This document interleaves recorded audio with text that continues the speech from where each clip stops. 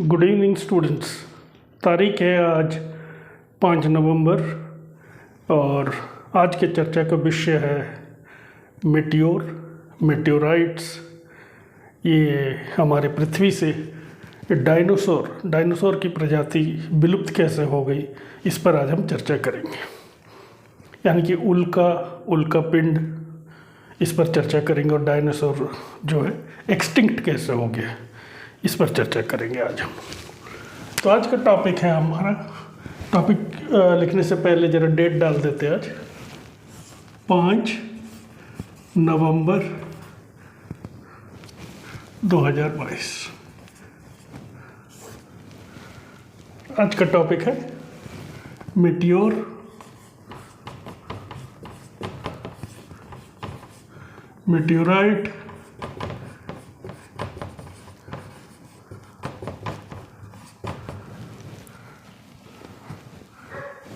और डायनासोर कैसे विलुप्त हुए।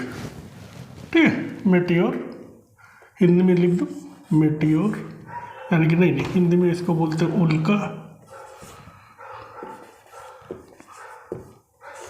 उल्का पिंड।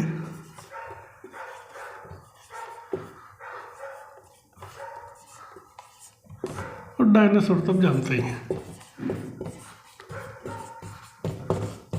स्पेलिंग पे मत जाइएगा। ये आज का टॉपिक है और बिना ज़्यादा समय गंवाए हम लोग डायरेक्टली टॉपिक पे आते हैं। अब मेटियोराइट और को समझने के लिए सबसे पहले तो हमें जानना होगा अपना सोलर सिस्टम के बारे में। सोलर सिस्टम आप सभी जानते हैं। सोलर सिस्टम में क्या है, यहाँ है हमारा सूरज,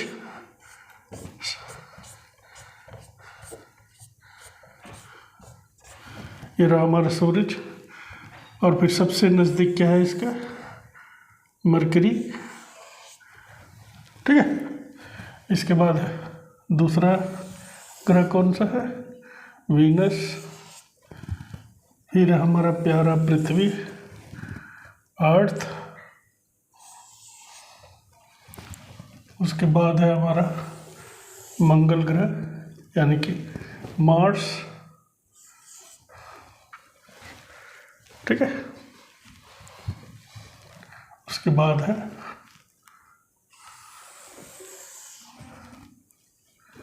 जुपिटर।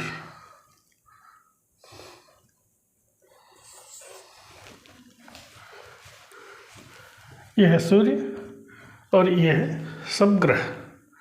ठीक है, और इसके आगे और भी है, सैटर्न है और जो भी है, यूरेनस वगैरह जो है।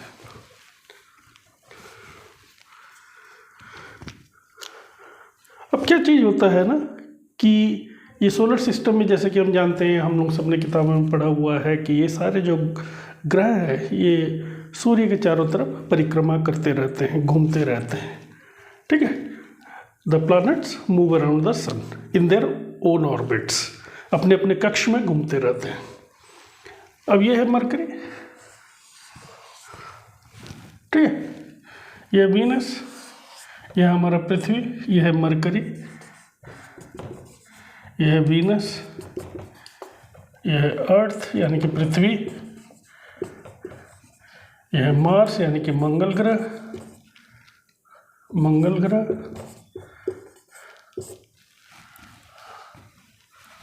यह है जुपिटर यानी कि शायद इसको हिंदी में बुध ग्रह कहते हैं, बुध ग्रह। अर्थ को तो सभी जानते हैं, पृथ्वी। ये सब ग्रहों के नाम मैंने लिख दिए। अब देखिए, अब होता क्या है, ये तो सब आप जानते ही हैं। मार्स और जुपिटर यानी कि मंगल और बुध ग्रह के बीच में कई सारे एस्टेरॉइड्स, वो भी सूर्य के परिक्रमा करते रहते, छोटे बड़े अलग अलग साइज के, ये भी सूरज के परिक्रमा करते रहते हैं। ठीक है, अब इसको बोलते हैं हम लोग, क्या बोलते हैं, एस्टेरॉइड बेल्ट। एस्टेरॉइड बेल्ट या फिर एस्टेरॉइड्स जो बोलते हैं, एस्टेरॉयड मतलब क्षुद्र ग्रह यानी कि छोटा ग्रह एस्टेरॉयड। ये बेसिकली जो है पत्थर उत्थर, बड़े बड़े पत्थर होते हैं। अब बोलेंगे कितना साइज हो सकता है, या तो ये बहुत छोटे भी हो सकते हैं, 5 सेंटीमीटर के हो सकते हैं, 10 सेंटीमीटर के हो सकते हैं, 1 किलोमीटर के हो सकते हैं, आधे किलोमीटर के हो सकते हैं, 2 किलोमीटर के हो सकते हैं, ठीक है ना, 50 किलोमीटर के हो सकते हैं। ये जो है 70 किलोमीटर का इनका डायमीटर हो सकता है, मतलब चौड़ाई। तो डिफरेंट साइजेस के जो है एस्टेरॉइड्स इसमें परिक्रमा करते रहते हैं। अब कई बार ऐसा भी तो हो सकता है कि जब एक साथ भीड़ में इतने लोग अगर चलते रहेंगे, भीड़ में कहीं पर भी आप कोई भीड़ वाले जगह में जाओ, आप देखो कि कई लोग एक साथ भीड़ में चल रहे हैं, तो आप नोटिस करोगे कि लोग एक दूसरे से थोड़ा सा धक्का हो जाती है ना। इवन मंदिर में भी जाओ, कोई मंदिर में जहाँ बहुत ज़्यादा भीड़ है, या कहीं पर आप ट्रेन टिकट करवाने जाओ, लोग क्यू में अगर खड़े हैं, लाइन में खड़े हैं, तो बहुत ज़्यादा कई बार भीड़ हो जाती है। पूजा के टाइम में कोई पर्टिकुलर फेस्टिवल हो, इम्पोर्टेंट फेस्टिवल हो, तो लोगों में धक्का धक्की होती है। जब कई बार धक्का धक्की के टाइम में क्या होता है, धक्का धक्की होने के टाइम में कोई एक आदमी लाइन से निकल के बाहर आ जाता है, हो जाता है ना, ये नॉर्मल सी बात है। सेम चीज़ इन्हीं के साथ भी होती है, ये एस्टेरॉयड के साथ भी, क्योंकि ये बहुत बड़ा गुच्छा है, ये कई सारे साइजेस के पत्थर हैं, बहुत बड़ा गुच्छा है, छोटे हैं, बड़े हैं, हाँ कई सारे, तो ये घूमते घूमते कई बार एक दूसरे से टकरा जाते हैं। अब जब ये एक दूसरे से टकरा जाते हैं तो क्या होता है, ये अब मैं इसको मिटा रहा हूँ थोड़ी देर के लिए। ये क्षुद्र ग्रह जो है, ये छोटे ग्रह जो है, एस्टेरॉयड जो है, मान लीजिए ये एक एस्टेरॉयड है, ये एक एस्टेरॉयड है, और ये एक एस्टेरॉयड है, ये एक एस्टेरॉयड है, ठीक है।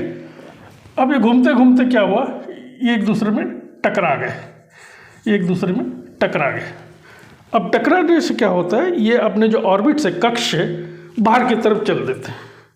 हो सकता है ना, जैसे कि लाइन में मैंने बोला चल रहे हैं, या भीड़ भाड़ जगह है, या फिर जो अब टिकट बुक करने गए हैं, मंदिर में गए हैं, कहीं भी गए हैं, तो धक्का धुक्की होती है, तो साइड होती है, तो मतलब कि आप जो लाइन में खड़े उससे बाहर की तरफ आ जाते हैं। उसी तरह ये टकराने से जो है, जो फोर्स पैदा होता है टकराने से, इसमें से कोई भी पत्थर जो है ये अपने कक्ष से बाहर आ जाता है।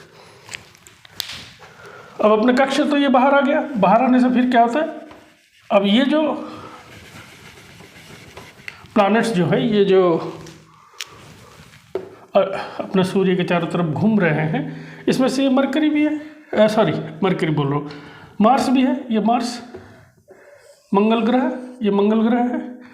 अब ये मंगल ग्रह भी तो घूम रहा है, ये अर्थ भी घूम रहा है। कोई ज़रूरी थोड़ी ना है कि ये सब इकट्ठे एक साथ घूमेंगे, मतलब ऐसा थोड़ी है कि ये मरकरी है, वेनस है, ये अर्थ है, ये मार्स है, इकट्ठे एक ही लाइन से ऐसे ऐसे करके घूम रहे, एक ही लाइन से नहीं, ऐसा नहीं है।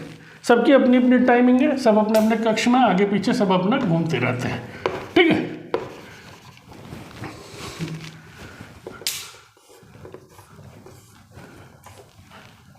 अब क्या हो गया, ये जो मरकरी जो ये मंगल ग्रह जो है, मार्स जो है, ये भी घूम रहा है। अब घूमते घूमते क्या है, ये जो मार्स जो है, मंगल ग्रह जो है, घूमते घूमते जो है यहाँ तक पहुँचा हुआ है, ठीक है, यहाँ तक पहुँचा हुआ है। अब यहाँ तक पहुँचा हुआ है तो क्या करता है, इसका जो ग्रेविटेशनल पुल हर ग्रह का, यानी कि चाहे वो मरकरी हो, चाहे वो वीनस हो, चाहे अर्थ हो, चाहे मार्स हो, चाहे जुपिटर हो, सबका अपना ग्रेविटेशनल पुल होता है, ग्रेविटेशनल शक्ति होती है, यानी गुरुत्वाकर्षण शक्ति जिसको हम लोग बोलते हैं हिंदी में। गुरुत्वाकर्षण शक्ति क्या करता है, चीज़ों को अपनी तरफ खींचता है ना। अब जैसे अर्थ जो है अपने ग्रेविटी से क्या करता है, चीज़ों को अपनी तरफ खींचता है, उसी तरह मंगल की भी तो अपनी गुरुत्वाकर्षण शक्ति है।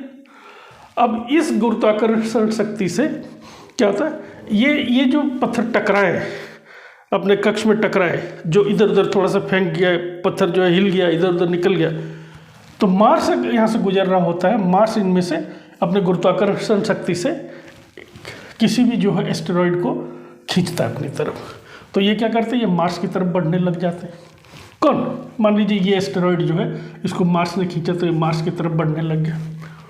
अब ये तो मार्स की तरफ बढ़ रहा है, ये एस्टेरॉयड, ये मार्स की तरफ, मंगल की तरफ बढ़ रहा है, लेकिन तब तक ये मंगल भी तो घूम रहा है। अब ये घूमते घूमते क्या है, ये मंगल आगे चल गया है, ये मंगल यहाँ तक आ गया है, घूमते घूमते मंगल ग्रह, ठीक है, यहाँ तक आ गया है। उसी दौरान क्या है, अर्थ जो है, अर्थ मतलब हमारा पृथ्वी जो है, हमारा प्यारा पृथ्वी जो है, वो भी अपने कक्ष में घूम रहा था। ये भी घूमते घूमते यहाँ तक पहुँचा हुआ है, ठीक है। अब मार्स ने तो इसको खींच के आगे चले गया, मार्स ने खींचा और ये एस्टेरॉयड को ग्रेविटेशनल पुल से मार्स की तरफ आने लगा, लेकिन ये मार्स तो अपने कक्ष में आगे चल गया। इत्तेफाक से उसी टाइम में जो है ये एस्टेरॉयड यहाँ आ जाता है, आगे बढ़ते रहता है, क्योंकि मार्स के ग्रेविटेशनल पुल से तो उसको खींचा हुआ है, और तब तक जो है वो अर्थ के ग्रेविटेशनल पुल के कक्ष में, मतलब जहाँ तक कि अर्थ का ग्रेविटेशनल पुल है वहाँ पहुँच जाता है। अब यहाँ पर ग्रेविटी क्या है, अर्थ का जो है, पृथ्वी का ग्रेविटी काम करने लग जाता है। अब ये जो पृथ्वी का ग्रेविटी जो काम करने लगा, ये इसको अपनी तरफ खींचने लगेगा। किसको? वही एस्टेरॉयड को, क्षुद्र ग्रह को अपनी तरफ खींचेगा, ठीक है। अब ये जो अपनी तरफ खींचेगा तो ये अर्थ की तरफ बढ़ने लग जाएगा। क्लियर यहाँ तक? ये अर्थ की तरफ बढ़ने लग जाएगा।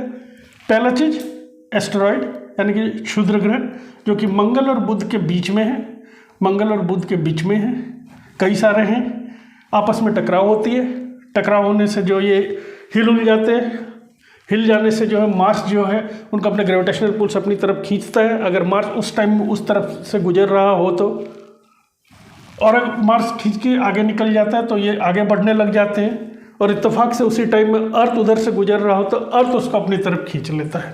किसको? उसी एस्टेरॉयड को। अब एस्टेरॉयड जो है, अब क्या अपने जो कक्ष से जो बाहर निकल चुका है एस्टेरॉयड, अब ये तो अभी स्पेस में चल रहा है। अब ये स्पेस में चलते चलते एस्टेरॉयड जो है, ये जो मार्स का जो एरिया जो है क्रॉस किया और अर्थ के ऑर्बिट की तरफ आने लग गया, ठीक है। अब जैसे ही वो अर्थ के ऑर्बिट की तरफ आने लग गया, स्पेस में तो कोई एयर वगैरह तो नहीं था, अब जैसे ही अर्थ के ऑर्बिट की तरफ आने लग गया, आपको मालूम है जो हमारा जो अर्थ है, जो पृथ्वी है, पृथ्वी की 640 किलोमीटर दूर तक, यानी कि पृथ्वी सतह से 640 किलोमीटर की दूरी तक जो है वायुमंडल है, एटमॉस्फेयर जिसको इंग्लिश में बोलते हैं, वायुमंडल है ना, वायुमंडल। अब ये वायुमंडल में जो है ये हमारे लिए बहुत ज़रूरी है, ये हमारे लिए बहुत प्रोटेक्शन का काम करती है वायुमंडल। जो सूर्य के जो अनवांटेड रेज है, किरणें हैं, वो भी हमारे पास पहुंचने नहीं देती है। कई कई कई चीज़ें काम करती है वायुमंडल में, आयनोस्फीयर, ट्रोपोस्फीयर, कई सारे हैं। वो वायुमंडल वाली टॉपिक जिस दिन हम लोग डिस्कस करेंगे उस दिन उसको एक्सप्लेन करूँगा। फिलहाल के जान लीजिए कि अब ये जैसे ही वायुमंडल में प्रवेश करती है, और वायुमंडल में प्रवेश करने से क्या होता है, घर्षण होता है, जिसको इंग्लिश में फ्रिक्शन बोलते हैं। फ्रिक्शन मतलब एक दूसरे से रगड़ना। अब ये जो एस्टेरॉयड है इसकी स्पीड बहुत ज़्यादा होती है। आप पूछेंगे कितनी होती है? मान के चलिए मैं ये बता रहा हूँ आपको, करीब करीब 20 किलोमीटर प्रति सेकंड, 20 किलोमीटर प्रति सेकंड, यानी कि करीब करीब 70-75 हज़ार किलोमीटर प्रति घंटे की स्पीड से ये चलती है। यानी कि अगर ये स्पीड, ये एस्टेरॉयड को बताया जाए कि आपको यहाँ से, मतलब समझ लीजिए कोई एक पर्टिकुलर जगह से, जमशेदपुर से आपको घाटशिला जाना है जो कि 20 किलोमीटर के दूर में है, एक एग्जाम्पल है, और आप 1 बोले होंगे, और एस्टेरॉयड जो अगर जमशेदपुर से चला, आप 1 बोले होंगे, यानी कि 1 सेकंड हुआ ही होगा कि वो घाटशिला पहुंच जाएगा। मतलब सोच लीजिए कितने स्पीड में वो चलता होगा। 20 किलोमीटर प्रति सेकंड की स्पीड से 70,000 किलोमीटर प्रति घंटा, 70 इस स्पीड से वो चलते हैं। और ये जो अब अर्थ एटमॉस्फेयर में जो एंटर कर गया, अब इसके घर्षण पैदा होता है एटमॉस्फेयर के साथ, यानी कि वायुमंडल के साथ। आप ऑलरेडी जानते हैं कि जब घर्षण पैदा होता है तो उसमें हीट भी जनरेट होता है। जैसे सर्दियों में हम लोग करते हैं ना, ये हमारा हाथ बहुत ज़्यादा ठंडे हैं तो हम ऐसा ऐसा करते हैं, आप अभी भी करके देख लीजिए, ऐसा ऐसा कीजिए, आपको गर्म महसूस होगा। क्यों? घर्षण से, फ्रिक्शन से हीट आता है, ठीक है। अब ये क्या है, अब यहाँ आके जब ये घर्षण पैदा होता है अर्थ के एटमॉस्फेयर के साथ तो ये जलना शुरू कर देता है। अब ये जलना शुरू कर दिया है, अब जलते हुए क्या है, ये एस्टेरॉयड जो है जलते हुए, अब जो ये जलना शुरू कर दिया है, ये जल के अभी अर्थ में गिरा नहीं, अब जल के आ रहा, मतलब अर्थ की तरफ अभी आ रहा है, ठीक है, क्योंकि अर्थ के ग्रेविटेशनल पावर ने इसको खींच लिया है। अब ये जो वायुमंडल के साथ घर्षण हुआ, जलने लगा, अब जलने लगा अर्थ की तरफ जो आ रहा है, जो अभी जो ऊपर जो है, इसको क्या बोलेंगे तब तक? उल्का, यानी कि मेट्योर, ठीक है। अब जलते जलते ये तो इसका बहुत हिस्सा जल जाता है, डिपेंड करता है कि कितना साइज का एस्टेरॉयड है, किस गति से चल रही है, बहुत हालांकि बहुत हाई स्पीड से चल रही है, मैक्सिमम इस साइज का जल जाता है। और जलने के बाद जो बच जाता है, जो बच हिस्सा जो कि जल नहीं पाया, वो आके अर्थ से इम्पैक्ट कर जाता है, वो आके अर्थ से इम्पैक्ट कर जाता है। इम्पैक्ट करने का मतलब भिड़ जाता है आगे, कहाँ पर? हमारे ये अर्थ में, हमारे पृथ्वी में, हमारी ज़मीन में आके भिड़ जाता है। अब जरा आप सोचो, इतने हाई स्पीड की कोई ऑब्जेक्ट, कोई चीज़ आके हमारे पृथ्वी से टकरा जाए, बेशक वो चीज़ अर्थ के तुलना में, यानी कि पृथ्वी के तुलना में उसकी साइज छोटी है, लेकिन इतने हाई स्पीड से वो टकरा गई है, इससे क्या होगा? वो जगह में बहुत बड़ा गड्ढा हो जाएगा, होगा ना? मतलब आप थोड़ा इमेजिन करके सोच के ने का प्रयास कीजिए कि ये स्पीड कितनी है, किस स्पीड से, किस रफ्तार से ये आ रही है। ये जो आके यहाँ टकरा गया, इसमें जो अवशेष बच गए, यानी कि एस्टेरॉयड से बना मिट्योर, उल्का, अब ये उल्का आके जो अर्थ से टकरा गया और जो बच गया, जो एस्टेरॉयड का हिस्सा जो जला नहीं पूरी तरह से, जो बच गया, उसका हम लोग क्या बोलते हैं? मेटेओराइट या फिर उल्का पिंड। उल्का पिंड यानी कि स्टेजेस क्या है? एस्टेरॉयड, मिट्योर, मेटेओराइट, अर्थ में आके गिरने के पश्चात। क्षुद्र ग्रह, उल्का, जब ये रास्ते में चल रहा है, जब तक उल्का ये जो चल रहा है, और आके जो यहाँ गिरा, उल्का पिंड। इसकी टेम्परेचर बहुत ज़्यादा होती है, बहुत बहुत बहुत ज़्यादा। कितना ज़्यादा? 1500, 1600, 1650 डिग्री सेंटीग्रेड। आप सोचिए कि हम जो घर में खाना बनाते हैं, पानी उबलता है 100 डिग्री सेंटीग्रेड में उबलता है, पर इसकी टेम्परेचर जो है 1500, 1600 डिग्री टेम्परेचर की, मतलब सेंटीग्रेड की टेम्परेचर होती है। यहाँ तक क्लियर है? अब कोई ज़रूरी थोड़ी है कि वो अर्थ में ही गिरे, नहीं, कोई ज़रूरी नहीं है, क्योंकि अर्थ उस टाइम हो सकता है कि जब ये आ रहा हो, अर्थ ने अगर अपनी ग्रेविटी से खींच लिया तो अलग चीज़ है, लेकिन मतलब अर्थ अपने तरफ खींच लिया तो, लेकिन तब तक अगर अर्थ आगे बढ़ गया तो फिर ये भी आगे बढ़ेगा। अगर उसमें मैटर बचा होगा, उस उल्का में, उस मेटियोर में अगर मैटर बचा होगा तो ये आगे बढ़ेगा। अब ये वेनस से, मरकरी से, जिससे भी वो टकराएगा। यहाँ तक क्लियर है? ठीक है, तो ये आके यहाँ पर टकराया अर्थ में, और जहाँ टकराया बहुत बड़ा गड्ढा हो गया। अब गड्ढा जो तो होगा ही होगा, साथ में क्या होगा? जहाँ गड्ढा होगा, depending on the size of the meteor के साइज के हिसाब से उस एरिया में जो मट्टी, पत्थर वगैरह होंगे, वो बहुत तेज़ी से ऊपर की तरफ जाएंगे, मेल्ट हो जाएंगे, पिघल जाएंगे। इतनी गर्मी होती है, पिघल के ऊपर की तरफ जाएंगे। पिघल के जो ऊपर की तरफ गए और ऊपर से वो जब नीचे गिरेंगे, वो सॉलिडिफाई, फिर से वो सॉलिड बन जाएंगे। अब जब इम्पैक्ट हुआ, जब टकराया, तब तो वो क्या है ना कि वो लिक्विड फॉर्म में गल गया, पत्थर वगैरह जो गल गए, ऊपर की तरफ गए इम्पैक्ट से, क्योंकि जो फोर्स जो लगा उसमें, जो ये मान के चलिए पृथ्वी है, और ये जो है उल्का है, ये उल्का है। अब उल्का आया या धड़ाम से यहाँ गिरा। अभी जिस फोर्स जो क्रिएट हुआ है, फोर्स क्या होता है? Mass into acceleration. मास को अगर एक्सेलरेशन से मल्टीप्लाई कर दीजिएगा तो फोर्स, जिससे गिरा, तो उस फोर्स के हिसाब से ना यहाँ पर जो है पत्थर उत्थर ये वगैरह, मट्टी वगैरह जो भी होंगे ना, वो मेल्ट हो जाते हैं। इतनी गर्मी रहती है इसमें। अब ये ऊपर की तरफ जाते हैं, और जब ये नीचे गिरते हैं तो फिर छोटे छोटे जो है पत्थर जैसे, पेबल्स जैसे, छोटे छोटे पेबल्स साइज का होते हुए ज़मीन में गिरते हैं, जिनको हम बोलते हैं टेक्टाइट। उनको क्या बोलते हैं? टेक्टाइट। याद रखिएगा, टेक्टाइट, ये याद रखिएगा, टेक्टाइट बोलते हैं। ठीक है, अब तो आ गया, यहाँ तक क्लियर हो गया।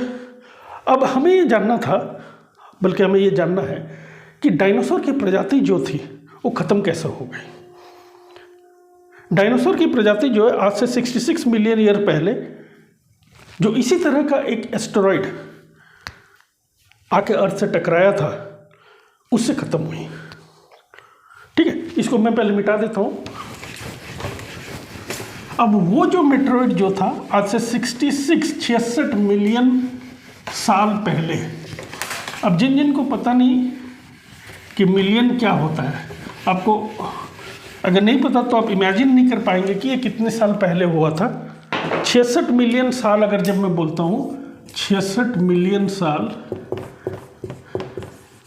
ईयर्स, 66 मिलियन साल, इसका मतलब होता है 1 मिलियन का मतलब होता है, 1 मिलियन का मतलब होता है कितना बताइए? 10 लाख। 10 लाख, 10 लाख में 1 मिलियन होता है। अब ये है 66 मिलियन साल पहले एक इसी तरह का एस्ट्रॉयड अर्थ की तरफ आने लगा, अर्थ की तरफ बढ़ने लगा। जो सिस्टम, जो प्रक्रिया मैंने इससे पहले आपको समझाया था, कब? 66 मिलियन ईयर्स पहले। अब ये टकराया कहाँ? आके अर्थ में तो गिर तो गया। अब 1 मिलियन का मतलब 10 लाख, याद रखिएगा। अगर मैं कहीं 1 बिलियन बोलूँ, 1 बिलियन, बिलियन बड़ा होता है मिलियन से, ठीक है। 1 बिलियन का मतलब होता है 1000 मिलियन, 1000 मिलियन। यानी कि अगर मैं बोलूँ 1 बिलियन साल, इसका मतलब होता है 1000 मिलियन साल।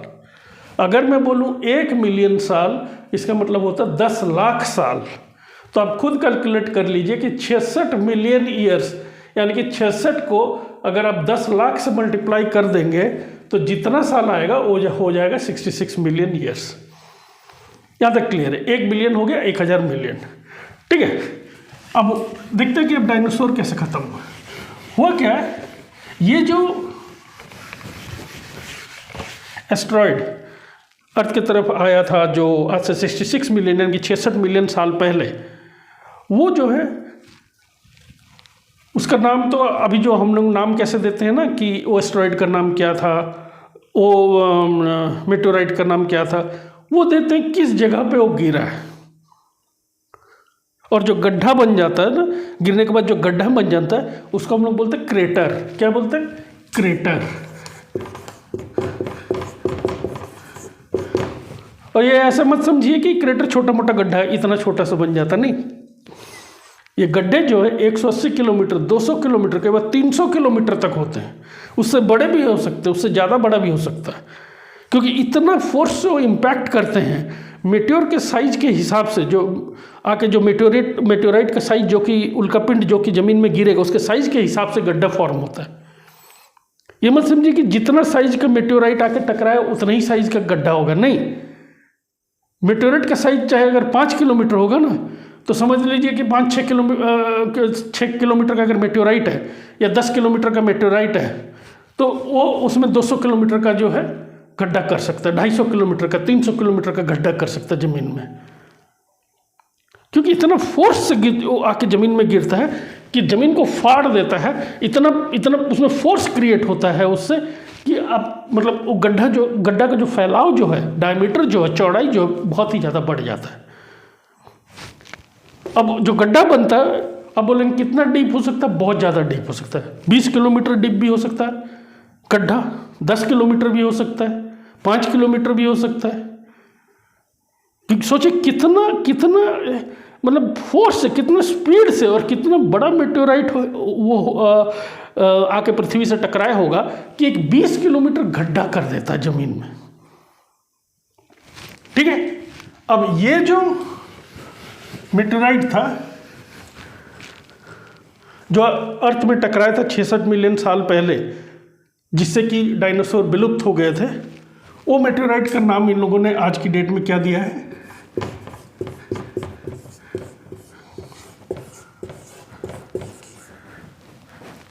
चिक्सलब। चिक्सलब बोलिए, चिक्सलुब बोलिए, जो बोलिए, प्रोनाउंसिएशन से कोई मतलब नहीं, हमें जानना है। वो था चिक्सलब मेटेओराइट।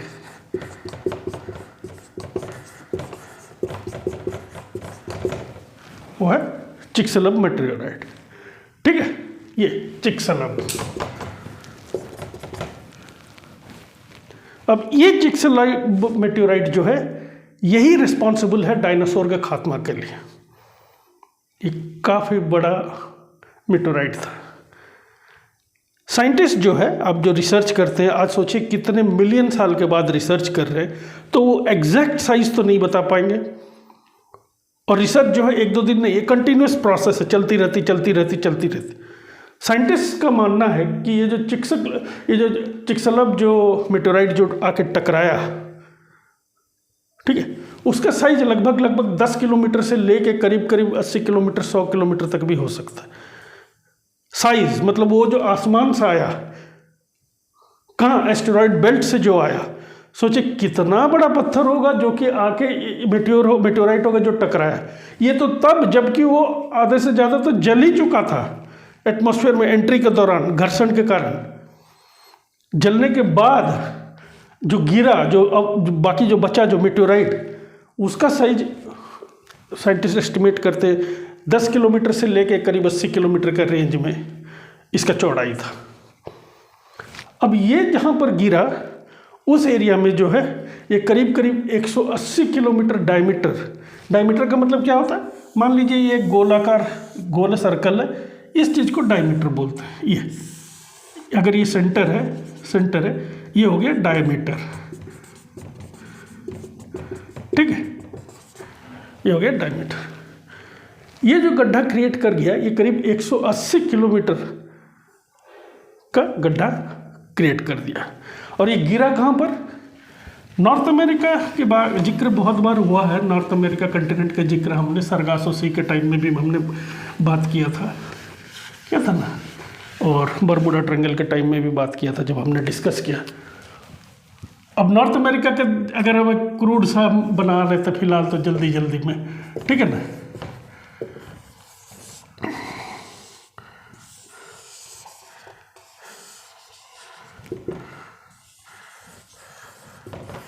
बस एक क्रूड सा बना लीजिए। ये नॉर्थ अमेरिका है, ये मेक्सिको है, ये जो जे का जैसे ऐसे करके जो टेढ़ा है, ये मेक्सिको है। ये यूनाइटेड स्टेट्स ऑफ अमेरिका है, संयुक्त राज्य अमेरिका। ये कनाडा है। ये ऑलरेडी मैं आपको बता चुका हूँ, ये भी यूएस टेरिटरी ही, अमेरिका ही है, अलास्का, ठीक है, अलास्का।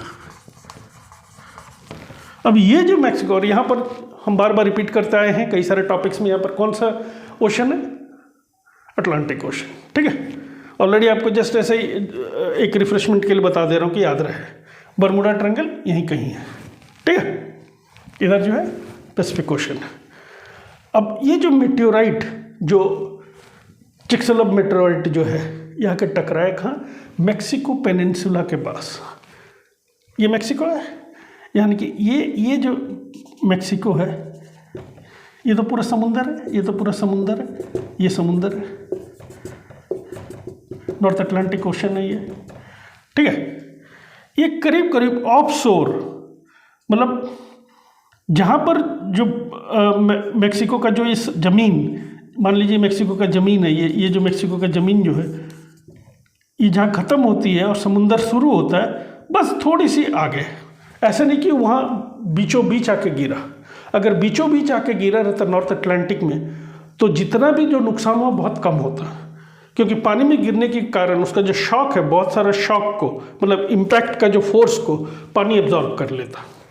लेकिन ये गिरा किनारे पे, पानी में ही गिरा लेकिन किनारे पे गिरा। तो ये जो पेनिनसुला है, पेनिनसुला तो आप लोगों को पता है ना क्या होता है पेनिनसुला, स्पेलिंग पे मत जाइएगा, पेनिनसुला मतलब कोई भी लैंड मास जिसका कम से कम एक हिस्सा मेनलैंड से कनेक्टेड हो और बाकी हिस्सा में पानी हो, ठीक है। अगर आप हमारा भारत का मानचित्र भी अगर आप बनाएंगे, इंडिया का मानचित्र जैसा आप बनाते हैं,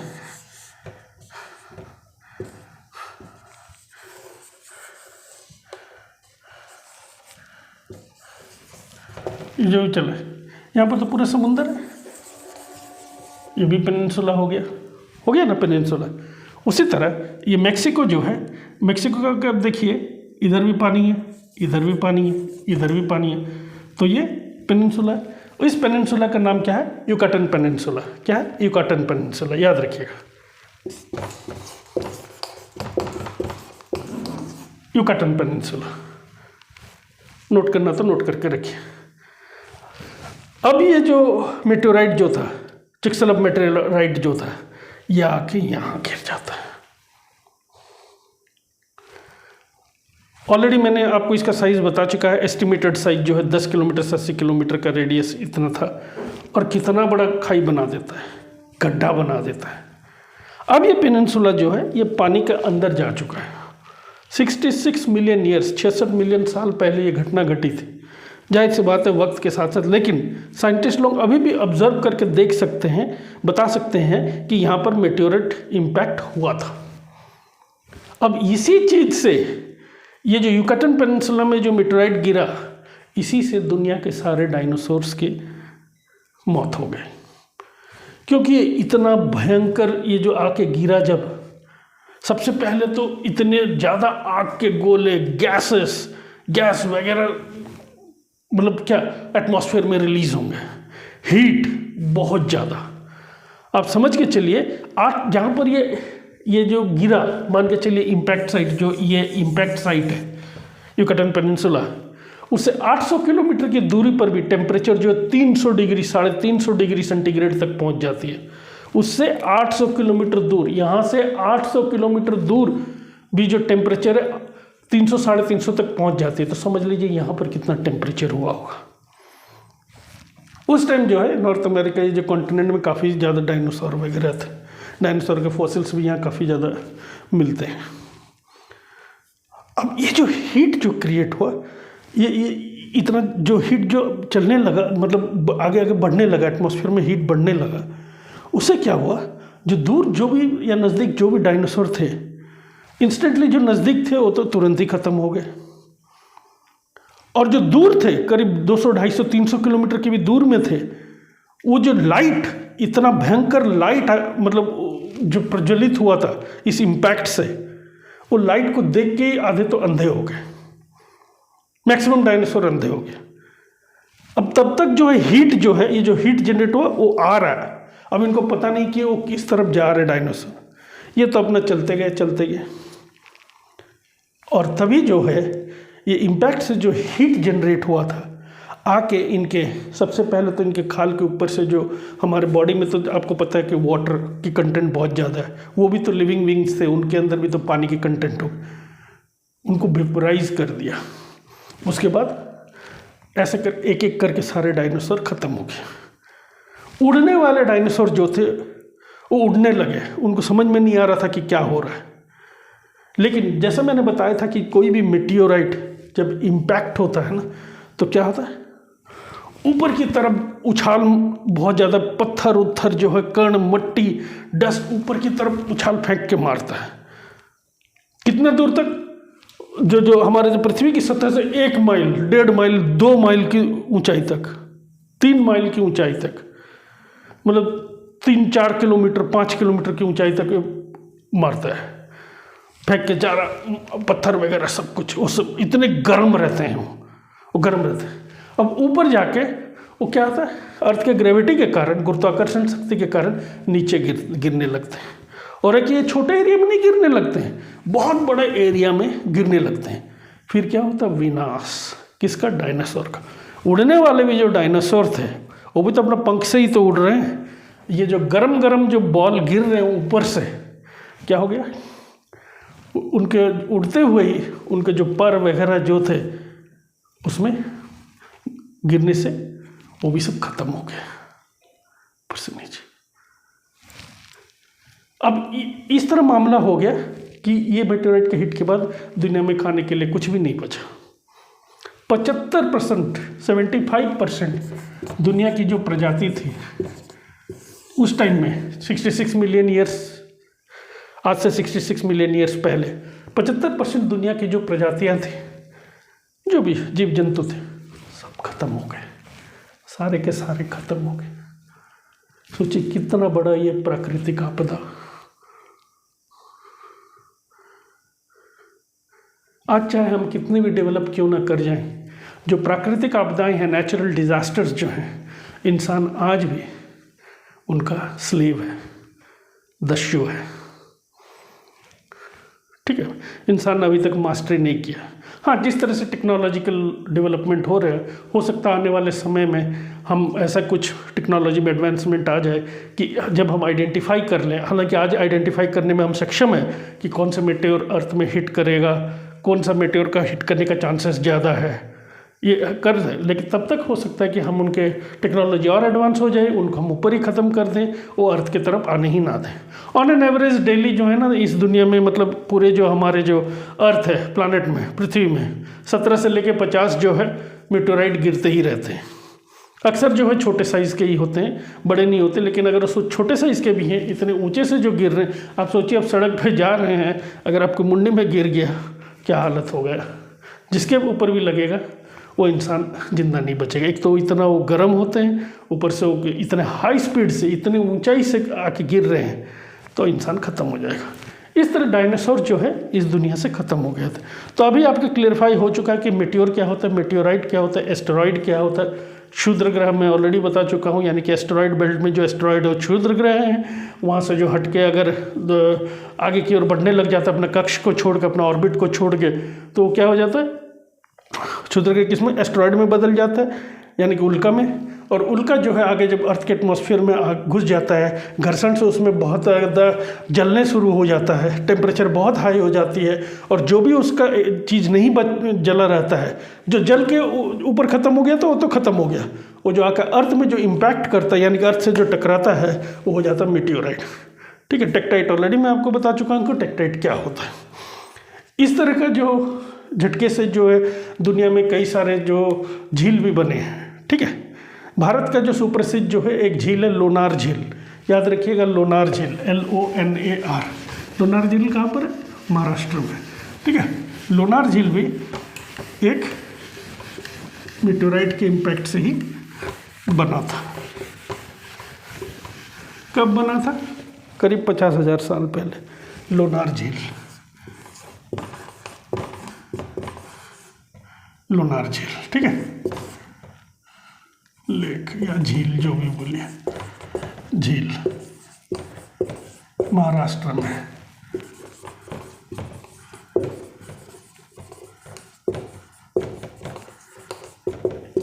काफ़ी बड़ा है ये, आप नेट में कभी सर्च करके इसका पिक्चर देख लीजिएगा। ठीक है, वो पानी भरा रहता है। लोनार झील में भी कई बार जो है ना रेड कलर के, लाल कलर के पानी हो जाते हैं। क्यों होते हैं वो आगे किसी जो जब रिलेटेड टॉपिक आएगी फ्यूचर में तो उसमें मैं एक्सप्लेन करता रहूँगा। ठीक है, लोनार लेक बना है। अच्छा, अगर मैं आपसे कोई ये पूछे या कोई कहीं पर ये सवाल उठे कि आज की डेट में दुनिया का सबसे बड़ा मेटेओराइट जिसको कि हम छू सकते हैं, देख सकते हैं, जो कि अर्थ में है, वो कहाँ पर है, क्या उसका नाम क्या है?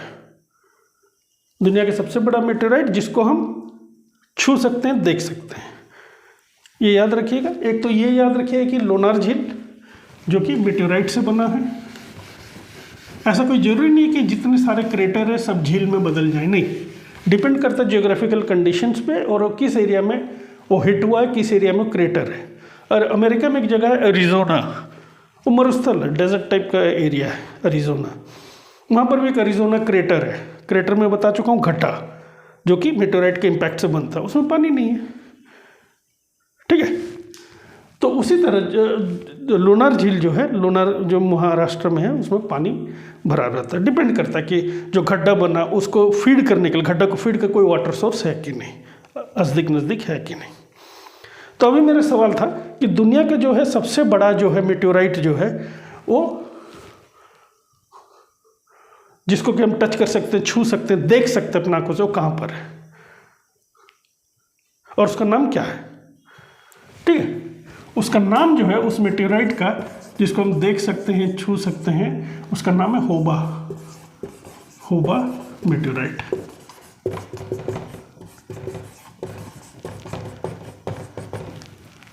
ठीक है, और ये होबा मेटेओराइट कहाँ पर है? नामीबिया, अफ्रीका का कंट्री है। ये मेटेओराइट है, याद रखिए, मेटेओराइट यानी कि ये मेटेओर था और उससे पहले एक एस्टेरॉइड था, यानी कि क्षुद्र ग्रह था, लेकिन अर्थ में घुसने के टाइम, अर्थ के ऑर्बिट में आने के टाइम बहुत हिस्सा इसका जल चुका है। जो जल नहीं पाया और अर्थ के जो सरफेस में आके गिरा वो था ये होबो मेटेओराइट। इसकी वजन बहुत ज़्यादा है, करीब करीब इसकी वजन जो है 66 टन। 66 टन। 1 टन में कितना होता है? 1000 किलो। 1 टन में 1000 किलो। ये जो होबो मेटेओराइट जो नामीबिया में है, इसकी वजन 66 टन है, तो आप समझ लीजिए 66,000 किलो। साइज कितनी है इसकी देखने में कैसे? इसकी जो लंबाई जो है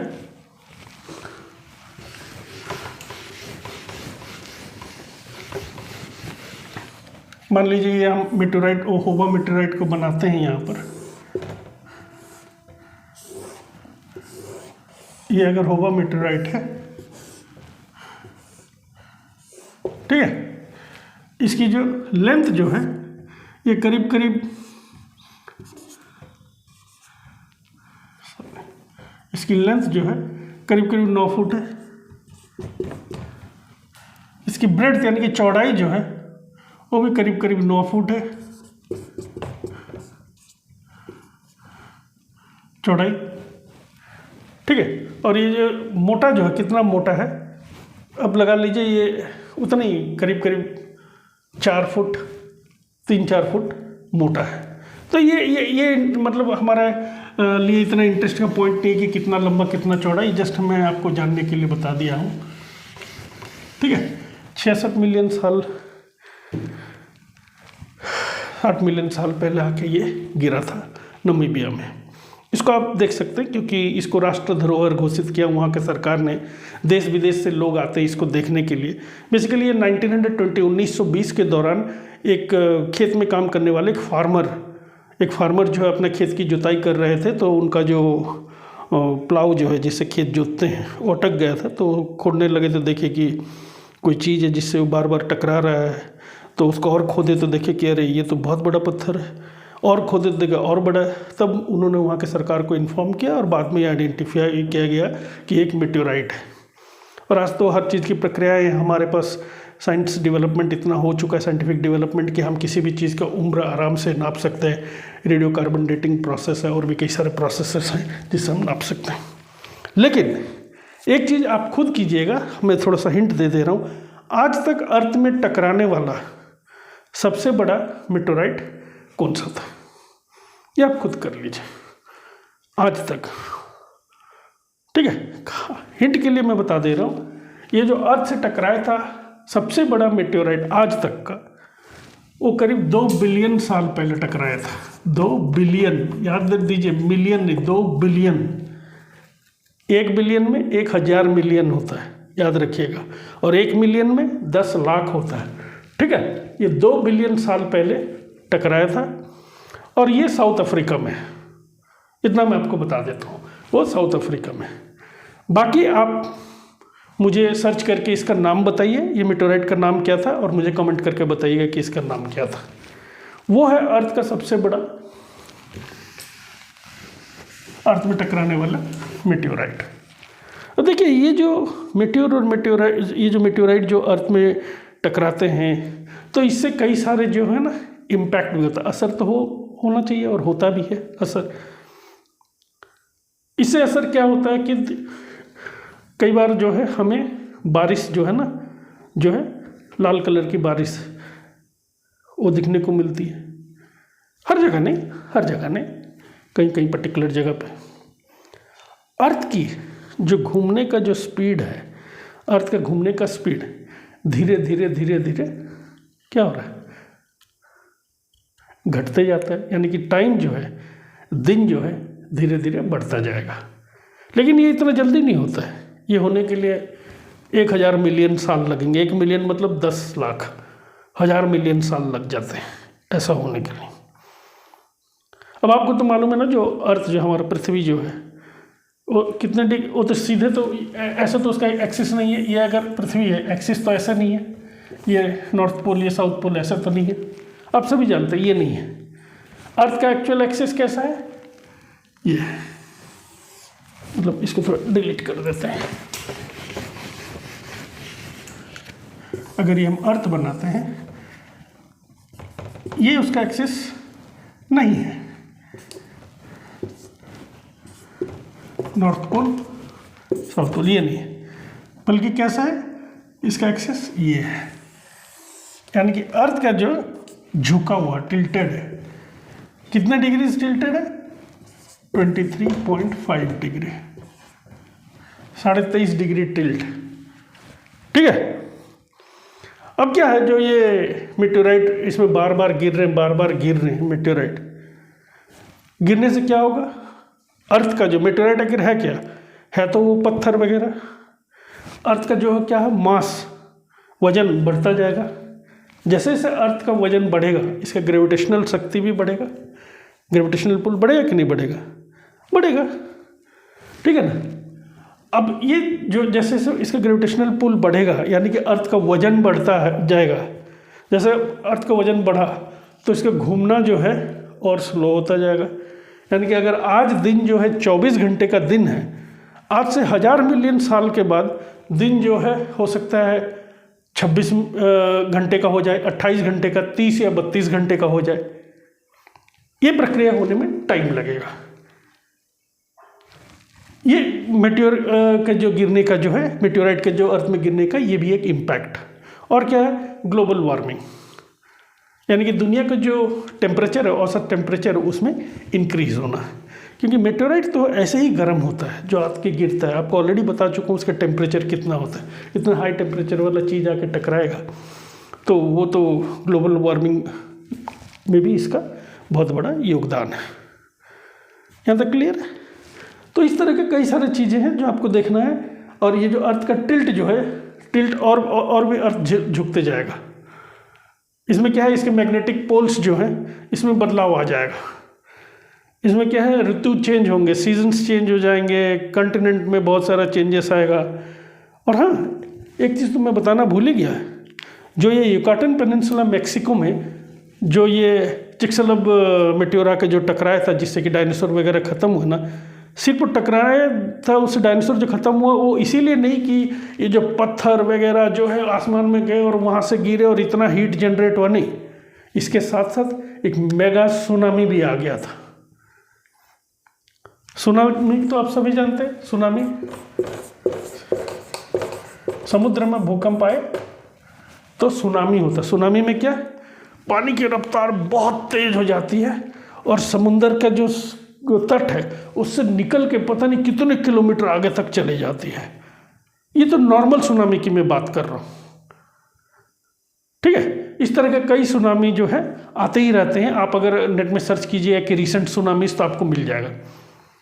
तो ये जब टकराया था चिक्सलब जो मेटेओराइट, उस टाइम जो सुनामी आया था उसकी जो वेव, जो कि पानी में जो वेव होते हैं ना, वेव की जो हाइट थी करीब 1 माइल ऊंचा, मतलब 1.5 किलोमीटर ऊंचा वेव थी। तो समझ सकती है कि मतलब पानी का डिस्प्लेसमेंट क्या हुआ होगा और पानी कहाँ कहाँ तक फैल गया होगा रास्ते में, और पानी की किस फोर्स से चला होगा पानी। रास्ते में जो भी घर, बिल्डिंग, जो भी वनस्पति, जो भी लोग वगैरह, अगर जो भी आ जाए ख़त्म कर दिया होगा। ठीक है। तो ये चीज़ ध्यान दीजिएगा कि अगर एक बहुत बड़ा मेटेओराइट जो है समुद्र में कहीं पर भी गिरा, सुनामी जरूर आएगा। अगर बड़ा मेटेओराइट, ये छोटे मोटे की मैं बात नहीं कर रहा हूँ, बड़ा मेटेओराइट अगर गिरा तो, जिस तरह की मेटेओराइट जो कि लूनार झील को महाराष्ट्र में बना दिया। इंडिया में और भी क्रेटर्स हैं, कहीं में पानी है कहीं पर नहीं है, इंडिया में है और भी क्रेटर, रत्नागिरी में है। ठीक है ना। अब आपका ये और राजस्थान में है, कई जगह इस तरह का क्रेटर, वो आप सर्च कर लीजिएगा। और जो हम बोले हैं उसको भी देख लीजिएगा कि आज तक का सबसे बड़ा जो है मेटेओराइट जो हिट किया था अर्थ में, जो 2 बिलियन साल पहले कैसे हुआ था, उसका नाम जो था क्या था और कहाँ पर। वो तो आइडिया मैं दे चुका हूँ आपको कि साउथ अफ्रीका में आके हिट किया था वो। आज भी उसका अवशेष मिल जाते हैं साइंटिस्ट को, साइंटिस्ट लोग आइडेंटिफाई कर लेते हैं कि यहाँ पर आके मेटेओराइट हिट हुआ था, काफ़ी बड़ा था, बहुत बड़ा था। ठीक है। अब जब अगर ये मेटेओराइट जब अगर बड़ा मेटेओराइट आके हिट करे ना, तो अर्थ की टेक्टोनिक प्लेट्स में हलचल मच जाती है, जिससे क्या होता है, नए भूभाग की भी संरचना हो सकती है, यानी कि नए भूभाग बन सकते हैं, जिस तरह के हमारे हिमालय बने थे। हम ये नहीं बोल रहे कि हिमालय बना था कि वो मेटेओराइट आके गिरने के बाद, वो भी टेक्टोनिक प्लेट्स के मूवमेंट के कारण बना था। कैसे बना था, हिमालय कैसे बना, वो किसी दिन मैं और आपको बता दूंगा, ठीक है ना। जैसे गोंडवाना लैंड, अंगारा लैंड क्या होता है, कैसे टकराए थे, और जिससे कि हिमालय कैसे बना, ये सब चीज़ मैं किसी और दिन आपको बता दूंगा। तो आज ये सारी चीज़ आपका क्लियर हो गया है कि मेटेओर क्या होता है, मेटेओराइट क्या होता है, ठीक है ना, और एस्टेरॉइड क्या होता है, ठीक है। ये सारा क्लियर है। आज की डेट में अगर कोई आपको पूछे कि डायनासोर विलुप्त कैसे हुए, तो आप एक्सप्लेन कर सकते हैं। और इस पर अगर आपको और भी कोई डाउट है तो आप मेरे को मैसेज भेजिए, कमेंट कीजिए, और मैं उसको क्लियर करूँगा। अगर आपके ध्यान में है कि कोई और टॉपिक पर डिस्कशन हो सकता है तो आप मुझे ज़रूर बताइए, हम उस पर नया वीडियो बना के पेश करने का कोशिश करेंगे। और अभी जैसे ये कंप्लीट हो जाएगा वीडियो, जैसे मैंने आपको बोला कि मैं एडिट वगैरह नहीं जानता हूँ, ना ही मैं एडिट करता हूँ, जस्ट मैं रिकॉर्ड कर लिया, रिकॉर्ड करने के बाद ही अभी मैं उसका अपलोड में डाल दूँगा। थोड़ा समय लगता है अपलोड होने में यहाँ से, या तो मेरा नेट स्लो तो नहीं है, बट पता नहीं यहाँ से क्यों टाइम लग जाता है। बाहर भी करने से थोड़ा टाइम लगता है, बट यहाँ थोड़ा ज़्यादा टाइम लग जाता है। तो ये हमारा क्लियर हो गया, एस्टेरॉइड, हाँ, मेटेओर, मेटेओराइट, डायनासोर के विलुप्त होने की कहानी, चिक्सलम मेटेओर, ठीक है ना, चिक्सलम मेटेओराइट, क्रेटर क्या होता है, जो गड्ढा बन जाता है उसको क्रेटर बोलते हैं। इंडिया का जो है लोनार झील जो है, वो मेटेओराइट के द्वारा बना गया झील है, वो क्रेटर जो लोनार झील इंडिया का, ठीक है। अब आपको पता चल गया कि नामीबिया में जो है, जिस मेटेओराइट को हम देख सकते हैं, जो आज भी है, उसका नाम होबा है, ठीक है, नामीबिया में है। ये सारा चीज़ अब आपका क्लियर हो चुका है। तो आज के लिए बस इतना ही, आज मैं यहाँ स्टॉप करता हूँ। अगर आपके ध्यान में कोई नया टॉपिक है तो मुझे बताइए, कल फिर से आएंगे एक नया टॉपिक लेकर। अच्छे से पढ़िए, लिखिए, तैयारी करते रहिए। All the best.